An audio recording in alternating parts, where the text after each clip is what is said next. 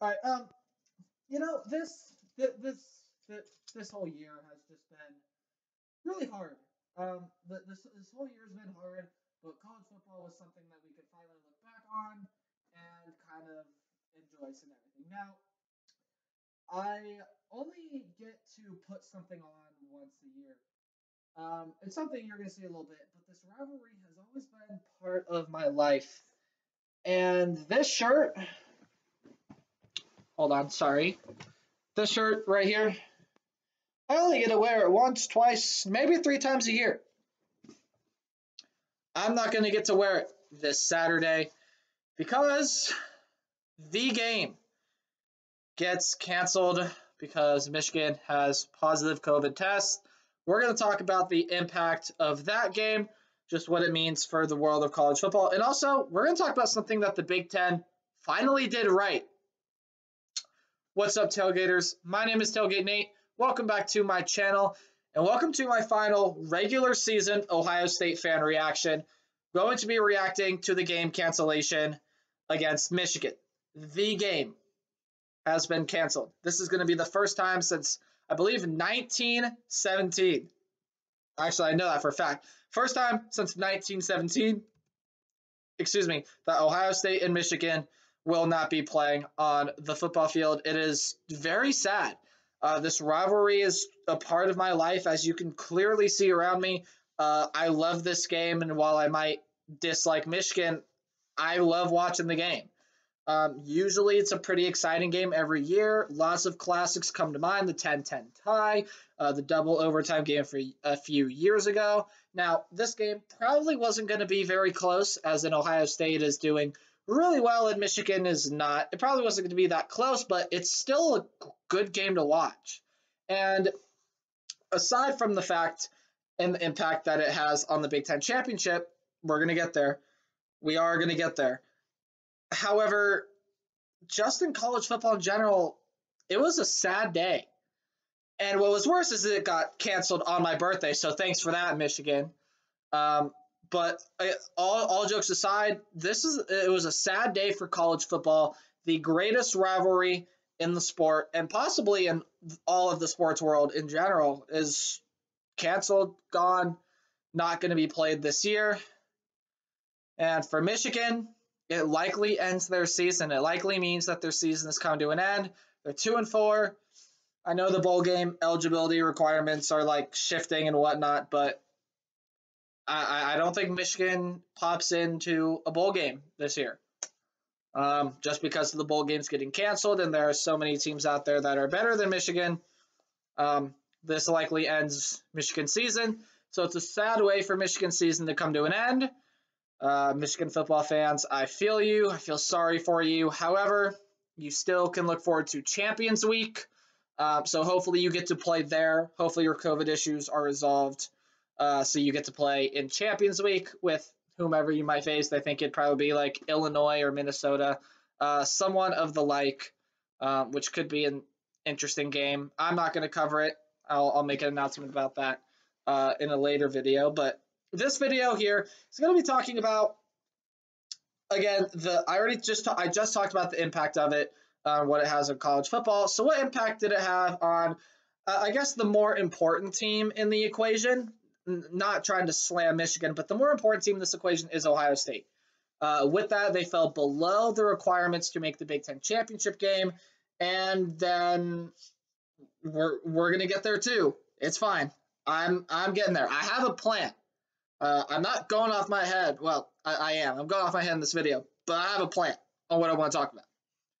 First, let's talk about some very, well, I shouldn't really say absurd things that I was hearing after this game was canceled, but I'll just say things that probably are likely not going to happen, especially with more news that has been dropped today. So what I first heard when this game was canceled is, oh, it's Michigan's fault. You know, they're trying to avoid playing the game. And I think as an Ohio State fan, I think most Ohio State fans would want to believe that. But as someone who loves and watches college football, it's just a weird and awkward year. There have been over 100 games canceled this year. This just happened to be one of them. It's sad that it happened to be one of them, but it just happened to be one of them. So the fact putting the blame on Michigan and Jim Harbaugh for avoiding this game, I mean, yeah, maybe they could have gone on the field and played this Saturday, but they would have gotten slammed more so than they probably already would have. I think we can all agree.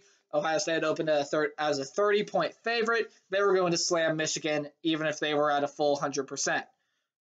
But then when they have like 14 starters out, that changed the equation a lot. And if I was the Michigan AD and Jim Harbaugh, I would have said, hey, safety of our players and staff is paramount. Also, I kind of don't want to get slammed any more than we have to against Ohio State, which is not why they canceled the game. But again, I just don't want to go out on the football field with that. And Michigan already doesn't have a great team, but then they'd have to go out with third strings, fourth strings. So I totally get why they canceled it. I'm not faulting Michigan for anything at all. It was just sad that the game had to get canceled. Now let's talk about some solutions, some early solutions that people had. Earlier in the week, Texas A&M game got canceled. Earlier in the week, the Cincinnati game got canceled. I heard more people talking about Ohio State playing Texas A&M, and my first reaction was no. My first reaction was no, and I'll tell you why. It's not because I don't think Ohio State can beat Texas A&M, and it's not because I don't think it's a good game. It would have major playoff implications, and it would be an all-around fun game to watch. I even heard a couple people saying, hey, why not turn it into like a 4 or 5 play-in game for the college football playoff, in which I said, it's way too early. Championship week hasn't even arrived yet. We don't know even who's going to make the playoff in the first place, so that's stupid. Make it a 4 or 5 play-in game if none of them were going to make the field anyway. So there's that. Second of all, just no. The Big Ten already set a precedent with Nebraska, and while it does seem they've melded around Ohio State, which I'm not disagreeing that they haven't. They've pretty much melded around Ohio State, but the 6-game rule was stupid to begin with, and the Big Ten pretty much did nothing right in the summer and fall. They did pretty much nothing right in terms of getting the players on the field. But let me tell you something that they did do right. They reversed that. And now Ohio State and Northwestern is your Big Ten championship game. Done, set, done. Doesn't matter if Ohio State plays a game this week or not. That is the one smart thing the Big Ten Conference has done. Now, people can slam me all they want in the comment section down below on, they've just melded around Ohio State. I'd probably be someone to say without Ohio State, the Big Ten would not be great. Ohio State was the best shot for the conference to get into the playoff, and nixing that by just upholding and showing your power is stupid. Because money talks, and it's just the business side. It's not what the fans like to see, but it is the business side. Money talks, and Ohio State makes the Big Ten money. Ipso facto, Ohio State needs to go to the Big Ten championship game, and that is what was ultimately decided today. Was that Ohio State and Northwestern are going to meet in the Big Ten championship game on whether Ohio State decides to play a game or not. Now, going back to that, could Ohio State play a game this weekend? Possibly, but I see it as unlikely. Unless another game in the Big Ten gets canceled, and people might be screaming right now, what about Indiana-Purdue? I don't think we're going to play Indiana again, and I don't think we're going to play Purdue because both teams are dealing with COVID issues. So they mutually agreed to say, hey, let's just not play. We already have COVID issues. We don't need to spread it amongst ourselves and make it even worse. And they said, cool, bro, sounds good. And the old bucket game was canceled. That's going to be the first time since 1919 that those teams aren't playing. But hey, I'm no historian. I'm just a guy who likes college football.